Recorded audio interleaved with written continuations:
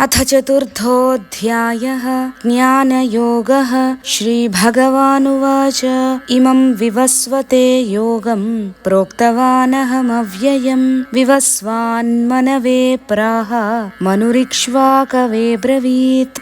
ఇప్పటిదాకా చెప్పబడిన సాంఖ్యయోగం, కర్మయోగం ఈనాటిది కాదు. నేను ఈనాడు నీకోసం చెబుతున్నది కాదు. ఈ జ్ఞానం పరంపరగా వస్తూ ఉంది. ఈ జ్ఞానాన్ని నేను ఏనాడో సూర్యునికి ఉపదేశించాను. దానిని సూర్యుడు వైవస్వత మనువునకు, మనువు ఇక్ష్వాకు అనే మహారాజుకు ఉపదేశించడం జరిగింది. ఆ ప్రకారంగా ఈ జ్ఞానం లోకంలో విస్తరించింది. కాలానుగుణంగా ఆ జ్ఞానం నశించిపోయింది. అందుకే ఇప్పుడు నీకు ఈ జ్ఞానాన్ని బోధిస్తున్నాను అని అన్నాడు కృష్ణుడు. ఈ యోగం అభ్యాసం చేసిన వారందరూ ఋషులు, రాజర్షులు. కాబట్టి ఈ యోగం ఆచరించడానికి ఋషి కావలసిన అవసరమే లేదు. బ్రాహ్మణులైనా క్షత్రియులైనా ఋషిత్వం పొందవచ్చు. క్షత్రియుడైన విశ్వామిత్రుడు బ్రహ్మజ్ఞానం పొంది బ్రహ్మర్షి అనిపించుకున్నాడు. ఈ యోగం ఆచరిస్తే వారందరూ ఋషులవుతారు అని అన్నాడు భగవానుడు.